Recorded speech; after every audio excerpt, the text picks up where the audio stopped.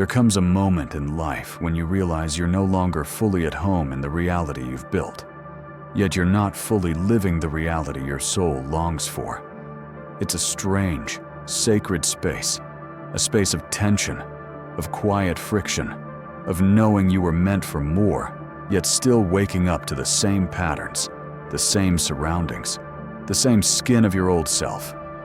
This isn't failure. This isn't confusion. This is the quantum gap, the moment before the leap. And what you do here changes everything. You're not alone in this space. In fact, if you're here watching this, you've already stepped into it. You've felt the pull between the life you have and the life you sense was meant for you long before you arrived. You've caught glimpses of that future, maybe in dreams, in meditation, in the way your heart races when you imagine it. And yet the question lingers. Why does it still feel so far away?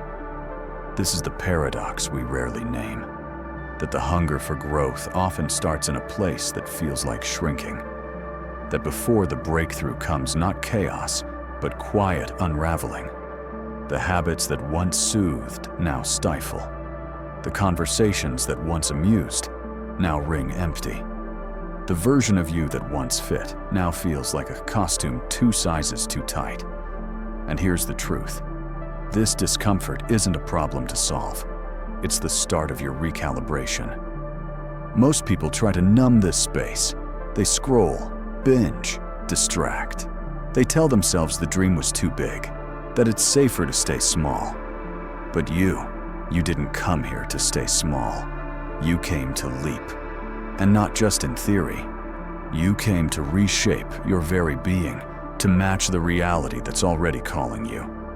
But first, you must understand the sacred power of this in-between. This space isn't a lack of clarity. It's where alignment is born. And the tension you feel? That's your soul speaking. It's showing you the gap between where you are and who you're meant to be. You're not stuck. You're expanding. And what you expand into depends entirely on what you choose to believe, feel, and become from this moment onward. We've been taught transformation occurs with a bang, some dramatic event, a radical external shift. But in quantum terms, transformation happens at the frequency level. It happens when the observer, you, changes not just what they see, but how they see. It happens when you stop chasing the version of yourself you wish to become and start embodying that version's frequency now. So pause and ask yourself, who is the version of me already living the life I desire? How do they think? How do they breathe? What do they refuse to tolerate? What do they attract effortlessly? That version isn't a fantasy. In the quantum field, they already exist. And the only reason you haven't stepped into them is because you're still transmitting signals of the past. This isn't blame. This is your freedom. The gap between your current life and your dream life isn't empty. It's a bridge. But the bridge isn't outside you. It's built from choices, beliefs, frequencies, moment-to-moment alignments. And right now, in this very breath, you're either clinging to the past or reaching for the future. Here's what most overlook. The quantum leap doesn't come after alignment. It happens when you choose to align. The leap isn't something you schedule, it's something you become. And becoming isn't noisy. It's quiet. It's in how you face discomfort, how you hold your vision in stillness, how you believe before proof arrives. So if you feel suspended between timelines, you are. And that's not wrong. It's the frontier of your evolution. You're not adrift. You're being called into coherence, into wholeness, into a reality that already knows you, but waits for you to know it first. Because here's the quantum truth. Your dream reality isn't just waiting. It's responding to every subtle choice, every shift in energy, every decision to follow your higher path. And the instant you trust this space between worlds isn't punishment, but passage. everything starts shifting. Before the leap, something must dissolve. Not your dreams, not your light, but the old version of you designed to survive, not soar. And this is among the most sacred and most misread parts of any quantum shift. Because releasing an old identity isn't a mindset trick, it's a cellular rebirth. And it often feels like grief, because it is. Your current reality mirrors your current self. The thoughts you think, the beliefs you hold, the emotions you replay daily, they're not accidents. They're transmissions. And the you who built this reality did so with precision, even unknowingly. It was built on stories, some given, some chosen, but all familiar. And now, for the leap to happen, those stories must dissolve. This is the collapse, not of your worth, not of your value, but of the energetic scaffolding holding together a version of you that no longer aligns with where your soul is headed. It's the collapse of the survival self, the people pleaser, the overthinker, the doubter, the one who needed certainty to feel safe. And when this collapse begins, it doesn't always feel empowering. It feels like being stripped down to your core. Old habits suddenly seem hollow. Old friendships may start to fade. You may feel disoriented, even adrift. But this isn't regression. It's a clearing. The quantum field doesn't respond to who you were. It responds to who you are now. And you can't create a new reality from the energy of your past. Let's ground this in science. In quantum mechanics, the act of observation collapses a wave of probabilities into a single reality. Your identity works the same way. When you constantly see yourself as the one who struggles, the one who never follows through, the one who's too late, too much, or not enough, you keep collapsing into those same limited timelines. And here's the catch. The field can't tell the difference between what you believe out of habit and what you believe is truth. It just responds. So when your inner identity stays tangled with fear, doubt, or scarcity, the outer world has no choice but to mirror those distortions back. Not to punish you, but to show you where you're still stuck in the past. So ask yourself with kindness, what part of me is still trying to earn love instead of embodying it? What version of me clings to control because it doesn't trust the journey? What habits do I excuse because they feel safe, even if they keep me small? This is the spiritual surgery, the moment honesty becomes the spark for change. Because only when you see the patterns that no longer serve you, can you consciously let them go. And that collapse isn't destruction, it's a sacred unraveling. It's the space where the old shell falls away, so something new can rise. And here's the beautiful part. You don't have to wait until you feel ready. Readiness comes from alignment. When you choose to release the identity tied to your past, the field responds immediately. Not because everything shifts overnight, but because you've shifted. And the field always reflects your being, not your actions. Letting go is an energetic choice. It's when you stop agreeing with the voice that says, "I'm not there yet," and start listening to the one that says, "I've already begun." You don't need to force this change. You just need to feel it. To let go of the story that says it's too late, too hard, or too big for you. Because your dream reality isn't waiting for you to be perfect. It's waiting for you to be real. To stop pretending you're not ready. To stop delaying your power. And to start aligning, unapologetically, with the version of you that already exists at your next level. This isn't ego. This is evolution.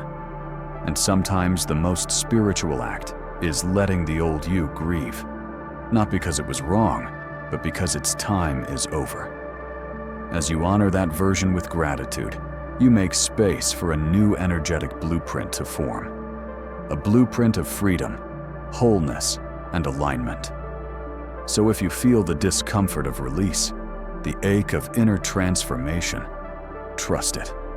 You aren't falling apart. You're falling into place. What feels like collapse isn't an ending. It's the launch. Everything you experience is energy, not metaphorically, literally.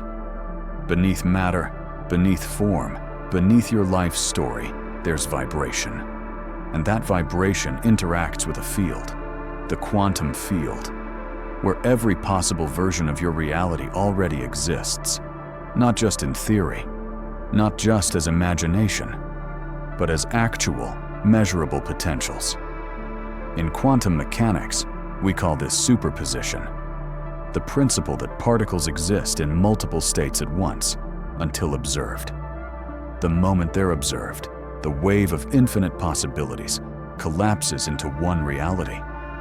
That collapse isn't passive, it isn't neutral, it's determined by the observer, by consciousness. Now sit with that. If the universe, at its core, is energy that responds to observation, then who you're being, what you're feeling, what you're expecting, all of it shapes the reality before you.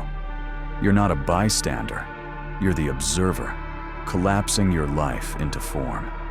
Every single day. And here's where spirituality meets science. When you keep viewing your life through the lens of lack, I'm behind. Nothing works. I can't change. You collapse that same limited reality again and again. Not because it's destiny, but because you haven't shifted your observation. You haven't shifted your frequency. And the field reflects you, not your wishes, but your vibration. This is why desire alone isn't enough. You can want something with your conscious mind. But if your emotional state, your inner broadcast, is still rooted in fear, doubt, or unworthiness, the field receives that signal and shapes reality accordingly. Let's say it plainly. The quantum field doesn't respond to what you want. It responds to what you are. To change your life, you must change your frequency. And to change your frequency, you must shift how you observe, not just the world around you, but the identity within you. Who are you when no one's watching? What emotions do you keep reinforcing, as if they're absolute truths? What assumptions are you projecting onto your future? These aren't idle questions, they're activations. Because when you start observing yourself differently, as capable, worthy, powerful, you begin collapsing new realities. You step into new timelines, not because the world shifted, but because your signal did. Dr. Joe Dispenza often says, your personality creates your personal reality. In quantum terms, this means your identity, your habitual thoughts, emotions, and actions is the frequency telling the field what to manifest. And until that frequency changes, you'll stay locked in the same patterns. But here's the freedom. The field is always listening, always watching, always responding. The moment you show up differently, consistently, consciously, vibrationally, it mirrors you back. This isn't magic. This is resonance. Your role isn't to force the leap. It's to cultivate the coherence that makes the leap unavoidable. And coherence begins when mind, heart, and body align at the same frequency. When your thoughts match your feelings, and your feelings match your actions. This is where miracles turn routine. Not because reality bends overnight, but because you've become the person who belongs in that new reality. Which brings us to the real invitation of a quantum leap. Stop chasing. Start collapsing. Stop asking when it'll happen. Start tuning into the frequency of already done. Because in the field, the version of you who's already leapt exists right now. And they're not waiting for you to arrive. They're waiting for you to remember, to stop identifying with the stuck version of yourself and start embodying, through repetition, feeling, and presence, the version who's already moved forward. This isn't philosophy. This is physics. And your power to collapse the next reality doesn't come from flawless action. It comes from unwavering alignment. From choosing to observe the world not through fear, but through potential. So if you're wondering, how do I leap? You don't. You collapse. And the leap follows as a natural result of who you choose to be. Now here's where most misunderstand quantum leaps. They picture a single dramatic moment, a flash of transformation, a movie-worthy breakthrough. And while those can happen, they're not the rule. The real leap happens differently, quietly, repeatedly, through what we call vibrational microactions. In quantum terms, even the tiniest shift in frequency alters the field. The universe doesn't reward force, it responds to coherence, and coherence isn't built through grand gestures, but through steady alignment. One thought, one choice, one moment at a time. Picture a tuning fork. When struck, it vibrates, and anything else on the same frequency starts resonating in return. That's what your reality is doing. It's resonating with you. So the question isn't, how do I leap? But how do I start vibrating in sync with the version of me already living that life? It begins with deliberate action, not just motion, but motion loaded with meaning. Every move you make carries a frequency. A frantic morning routine hums differently than a sacred pause to breathe into your future. A distracted choice vibrates differently than one made with presence and clarity. Let's ground this. Start with ritual over routine. Instead of sleepwalking through your day, lace your actions with symbolic weight. When you dress, ask, what would the version of me who's already leapt wear today?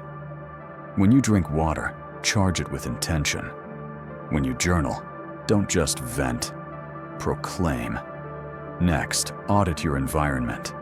Your space holds memory, holds identity, and often echoes the frequency of who you were, not who you're becoming. Start adjusting your surroundings to mirror your next level self. You don't need a full remodel. Move a chair, empty a drawer, create space. The field notices, and you notice. That shifts everything. Now, belief tracking. This is potent.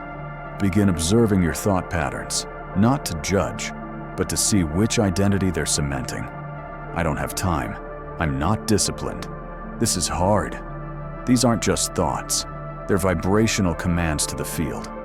Catch them, not with guilt, but curiosity. Then gently pivot. I'm learning to make time. I choose presence. Ease is possible. Finally, practice embodied visualization. Don't just see your future. Feel it, breathe it, step into it. Before making a choice, pause and ask, what would future me choose? Then act from that frequency. This isn't pretending. This is training the field to recognize the new signal you're sending. Because here's what the quantum field responds to. Integrated energy.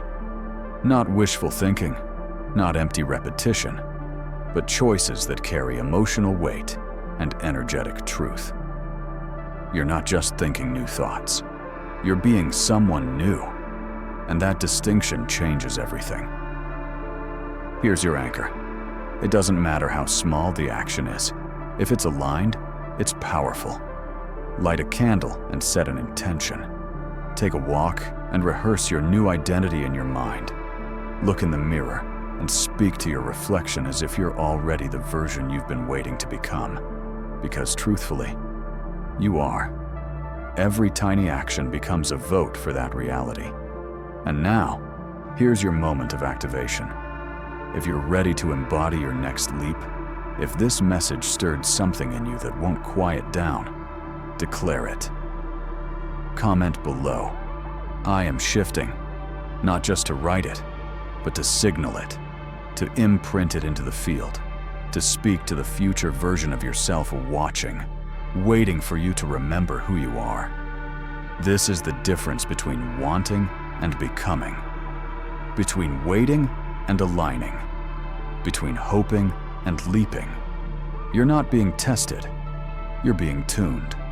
And every small choice you make in this new frequency, especially the unseen ones, is pulling the next version of your life into being. The leap isn't something you achieve, it's something you become. This is what most miss. They think the leap is a destination, a moment, an outcome. But in quantum terms, it's none of those. The leap is a vibrational signature. It's the frequency of alignment that radiates from you the instant you stop chasing and start being. Becoming isn't loud. No trumpets, no lightning. It begins in silence. When you start treating the future, you want not as a daydream, but as a memory you're learning to live again. That's the real power.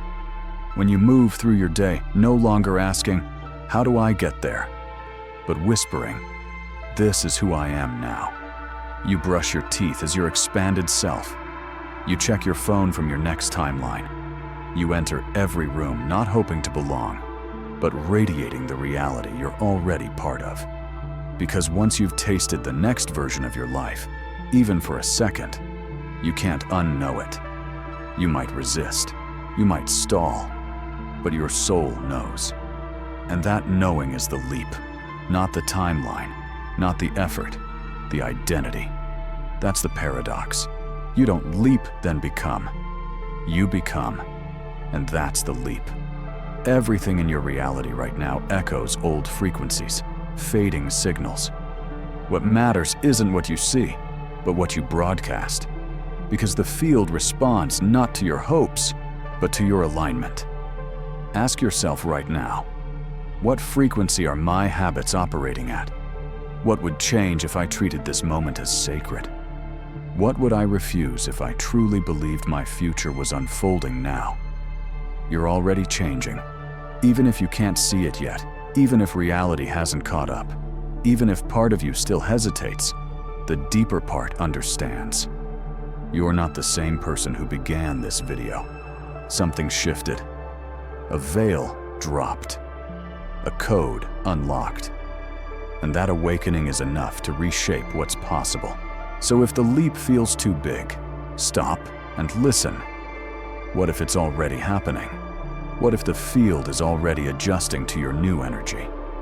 What if the bravest step you can take is to keep evolving? Your nervous system doesn't need persuasion. It needs direction. It needs repetition, trust, purpose. That's how you teach your body a new rhythm. That's how you move as if the leap is already done. Soon, the world will mirror it back. This is transformation. Not a straight path, but a tuning of your essence. A daily decision to stop betraying your potential just because the past lingers. Now, commit to that choice. If these words landed, if you feel them in your bones, your leap has begun. So name it aloud, right now. Comment, "I am changing." This isn't just text. It's a vow. It's a collapse. It's a bridge between who you are and who's already living what you once called impossible. You're not approaching. You're here.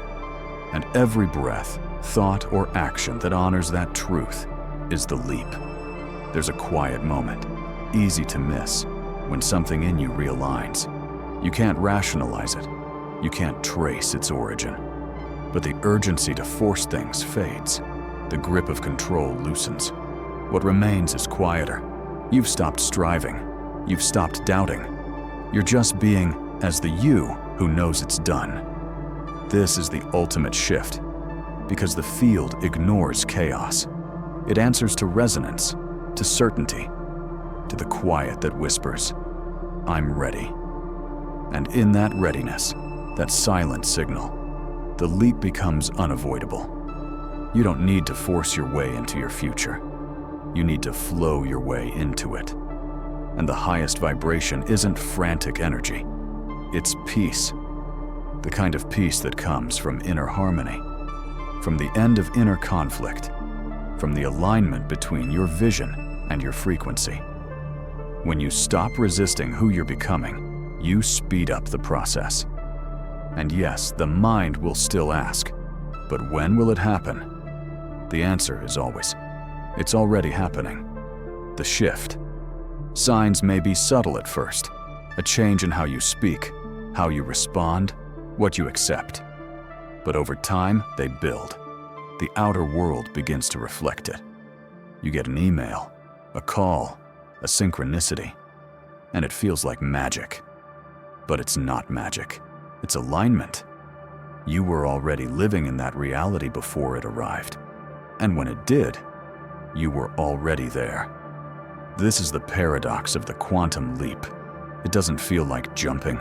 It feels like stepping into something that was always yours. A homecoming. Not a revolution, a recognition, not a chase.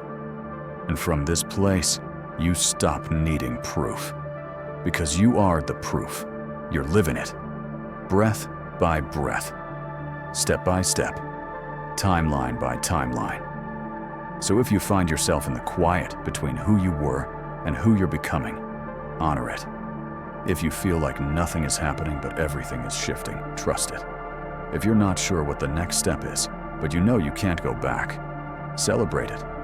You are in the leap, not about to take it, not preparing for it, already in it.